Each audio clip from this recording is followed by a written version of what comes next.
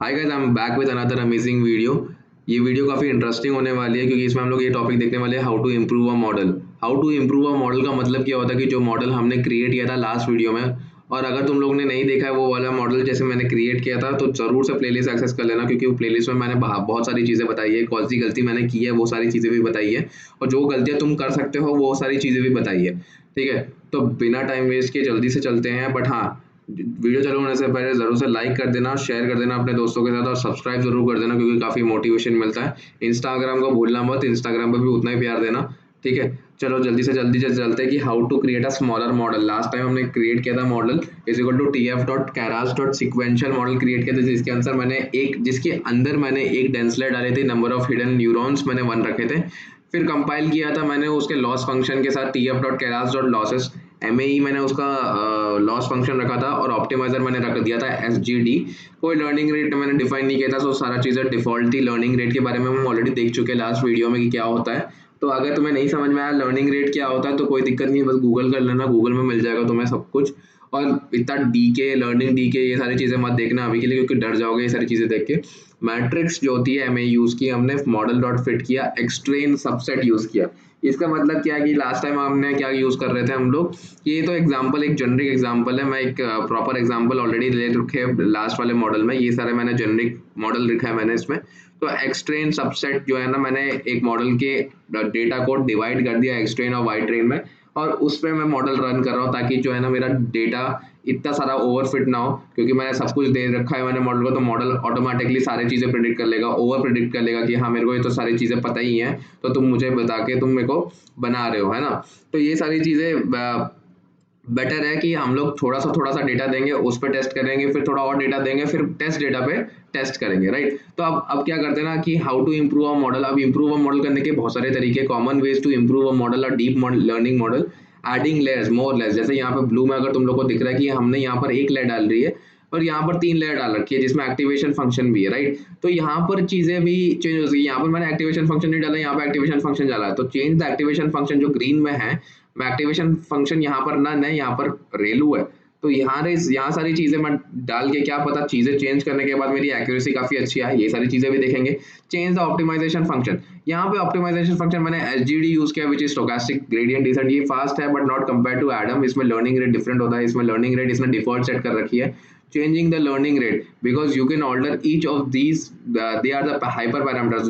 ये सारी जो चीजें हैं ना, सारे हाइपर पैरामीटर के अंदर आती है, मैं सारी चीजें ऑल्टर कर सकता हूँ according to my need, right. फिर चेंजिंग द लर्निंग रेट हो गया, fitting on a more data. अब ये भी चीज़ हो सकती है कि फिट अगर मैं छोटे से सबसेट में कर रहा हूँ या बड़े से सबसेट में कर रहा हूँ तो कुछ चेंज होता है। फिर ये कंपेयर टू डेटा पे डिपेंड करता है। मशीन लर्निंग मॉडल पे अगर हम लोग एक साथ ही सब में हाइपर पैरामीटर ट्यूनिंग कर देंगे तो अपना ओवर फिट हो जाएगा या तो अंडर फिट हो जाएगा, या अपना एक्यूरेसी काफ़ी खराब आएगी।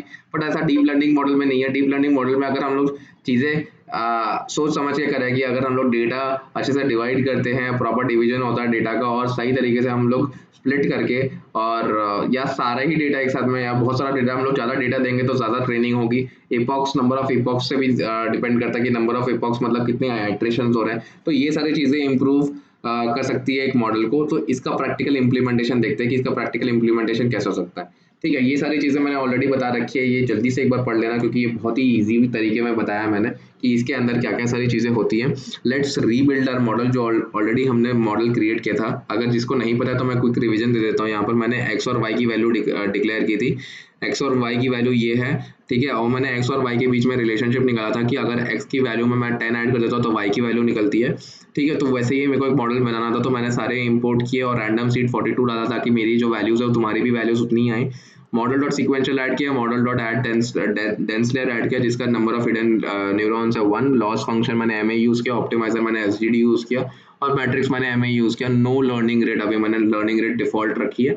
मॉडल डॉट फिट कर दिया मैंने एक्सपैंड डायमेंशन करके, क्योंकि मैंने इसका रीज़न लास्ट वीडियो में बताया था, तो इसका रीज़न एक बार देख लेना कैसे मैंने एक्सप्लेन किया था ये सारी चीज़। अगर नहीं समझ में आया तो कमेंट कर देना, मैं समझा दूंगा वापस से, ठीक है। एपॉक्स किया था तो एक्यूरेसी बहुत ज़्यादा खराब आई थी, क्योंकि अगर देखा जाए तो प्रेडिक्शन मॉडल डॉट प्रेडिक्ट करके 17 करेंगे तो एक्सपेक्टेड आउटपुट आना चाहिए 27, बट आ कितना रहा था 12.7, which is closely related to 13 तो बहुत ही खराब है, तो उसको ऐसे मॉडल को तो फेंक ही देना चाहिए। बट हम लोग सीखने के पर्पज से कर रहे हैं तो सारी चीज़ें रखेंगे, क्योंकि हमें पता होना चाहिए कि हम लोग कहाँ गलती कर रहे हैं, और वो सारी चीज़ें अपनी गलतियाँ ही सामने रखेंगे तो सारी चीज़ें समझ में आएगी, राइट। तो let's rebuild a model, create a model. वापस वही करते हैं कि मॉडल डॉट सीक्वेंशियल, एक स्टेप बाय स्टेप में चलते हैं, ठीक है। ज़्यादा कुछ जल्दी है नहीं, हमें पता नहीं कि कौन से चीज़ें चेंज करेंगे तो एक्यूरेसी अच्छी आएगी। तो मॉडल डॉट सीक्वेंशियल सब कुछ सेम रखा, मॉडल डॉट एड डेंसलर सेम रखा, कंपाइल द मॉडल भी सेम रखा, मैंने कुछ चेंज नहीं किया, ऑप्टिमाइजर भी मैंने वही रखा, मैट्रिक्स भी वही रखा। अब मैंने ना नीचे से चालू किया, मॉडल डॉट फिट करके टी एफ डॉट एक्सपांड, ये सारी चीज़ें सेम रखी, एक्सिस भी सेम रखा मैंने, वाई भी सेम रखा, बट नंबर ऑफ इटरेशन बढ़ा दिए। पहले यहाँ पर अगर देखा जाए नंबर ऑफ इटरेशन सिर्फ 5 थे, यहाँ पर नंबर ऑफ इटरेशन कितने हो गए। एपॉक्स का मतलब क्या होता है, नंबर ऑफ इटरेशन ही कितने बार आइटरेट होगा उस चीज़ में, तो 100 हो गए। अगर मैं 100 किया तो देखा जाए तो फर्स्ट अगर एपॉक्स में देखा जाए तो 11.29 का लॉस आ रहा था, और लास्ट एपॉक्स में देखा जाए तो काफ़ी कम आ गया है, दैट इज अराउंड 6.88, काफ़ी कम है, दैट इज बहुत ज़्यादा कम। क्योंकि हमने एम भी देखा 6.99 की, अगर पिछले वैल्यू से अगर देखा जाए, पिछले वैल्यू में एम कितना आ रहा था, 10 आ रहा था, 10.9 आ रहा। अगर वैसे ही एपॉक्स हमने यहाँ पर जैसे ही बढ़ाया तो 7 पे वैल्यू गिर गई है, तो काफ़ी अच्छा है, ठीक है। वापस एक बार एक्स और वाई की वैल्यू देख लेते हैं, एक्स और वाई के बीच में रिलेशनशिप क्या है, एक्स के बीच में जो रिलेशनशिप है, अगर एक्स में हम लोग 10 ऐड करते हैं तो वाई की वैल्यू जो होती है आ जाती है अपने पास। वैसे ही प्रेडिक्ट करते हैं तो 29, वाओ, ये अचानक से 29 कैसे आ गया। तो है ना, ये काफी अच्छी इंटरेस्टिंग सी बात है ना, कि यहाँ वहाँ पहले ऊपर तो 12 आ रहा था और अचानक से यहाँ पर 29 आ गया, मॉडल डॉट प्रेडिक्ट करने के बाद ही 29 आ गया, राइट, 29.7। बट ये मॉडल भी काफी अच्छा है, ऐसा नहीं बोलेंगे कि मॉडल काफी खराब है, मॉडल की एक्यूरेसी भी काफी अच्छा है, बट मेरे को और अच्छा मॉडल चाहिए, ठीक है। तो और अच्छा मॉडल देखने के लिए एक और बार रीबिल्ड करते हैं, from Keras dot import optimiser किया, ये तो नॉर्मल सी बात है। Let's rebuild our model, model dot sequential.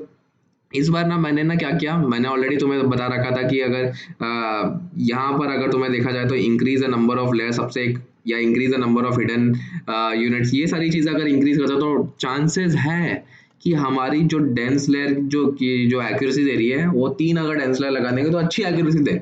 ये डिपेंड करता है प्रॉब्लम टू प्रॉब्लम, ऐसा नहीं कि तुम 100 डेंस लेयर लगा दो, 1000 नंबर ऑफ यूनिट्स कर दो तो फिर बहुत ही अच्छी एक्यूरेसी एकदम डॉट टू डॉट आएगी एक्यूरेसी, नहीं, ऐसा नहीं होता है ना। तो तुम्हें उतना ही रखना चाहिए कि जितना चाहिए मॉडल को, राइट। तो मॉडल डॉट डेंस लेयर डाला मैंने, 50 नंबर ऑफ हिडन न्यूरॉन्स डाला, इसमें मैंने एक्टिवेशन फंक्शन नन डाल दिया, मेरे को काम नहीं आ रहा था एक्टिवेशन फंक्शन डालने का, तो इसमें मैंने 3 ऐसे रखे, सेम टू सेम ही सिंटैक्स है, देख लो। Let's create a model this time with an extra hidden layer with 100 data units, 100 hidden units, right. और लास्ट में मैंने वही चीज ऐड रखी थी जो लास्ट वाले मॉडल में थी, राइट, इससे ज्यादा मैंने कुछ चेंज नहीं किया। नेक्स्ट वाले स्टेप में हम लोग कर रहे हैं compile the model, model dot compile किया, इसमें लॉस फंक्शन मैंने एम ही रखा, इस बार मैंने चेंज कर दिया ऑप्टिमाइजर, दैट इज एडम 0.001। इसका अगर मैं तुम्हें बताऊंगा, इसका बाय डिफॉल्ट अगर इसका लर्निंग रेट देखें, अगर कुछ नहीं अगर इसमें कुछ चेंजेस नहीं करते हैं तो लर्निंग रेट होता है 0.0001, पर यहाँ पर मैंने 10 टाइम्स इंक्रीज कर दिया, राइट। और मैट्रिक्स मैंने रखा है तो एम रख दिया। तो फिट द मॉडल करते हैं, तो अगर फिट करते हैं तो यार जहाँ से लॉस चालू हो रहा था लास्ट टाइम, जहाँ पे खत्म हो रहा था लॉस, वहां से तो मेरा लॉस चालू हुआ था, मतलब थोड़ा ज्यादा लॉस आया वैसा देखा जाए तो। फिर नीचे नीचे जा रहा हूँ, 100 एपॉक्स की तरफ जा रहा हूँ, तो बहुत लॉस कम हो गया है, that is 3.7, that is very minimal. और एम तो बहुत ही कम है, लास्ट टाइम तो 6 आ रहा था।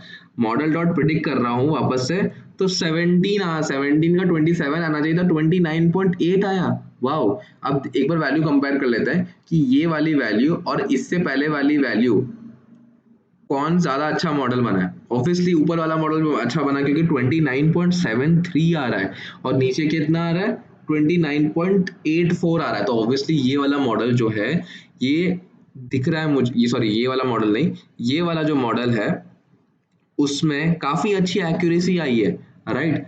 है ये छोटा सा मॉडल है, बट इसमें मैंने कुछ चेंजेस किया जिसकी वजह से ये सारी चीजें अच्छी हुई, एक्यूरेसी अच्छी आई, अच्छी वैल्यू मेरे को रिजल्ट आउटपुट के पास आया।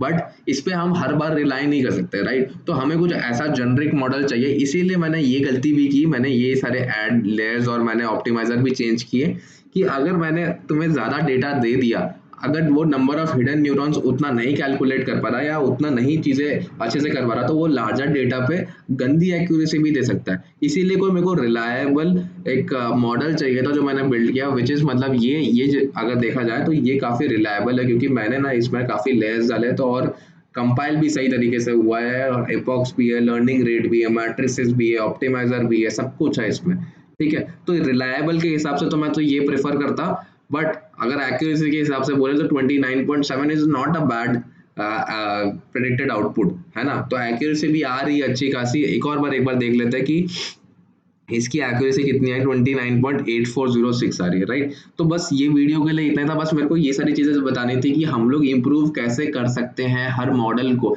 कुछ ना कुछ चेंज करेंगे। यहाँ पर हमने ऑलरेडी देख रखा है कि कैसे हम लोग चेंज करते हैं वैल्यूज को या कुछ भी चेंज करते हैं, तो एक्यूरेसी और प्रिडिक्टेड आउटपुट में काफी फर्क पड़ जाता है, राइट।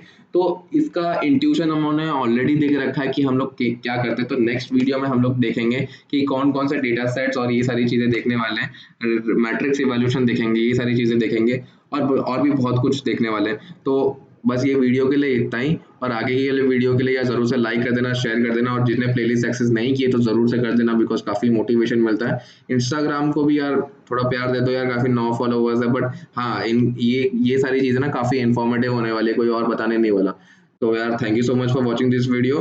तब तक के लिए अलविदा।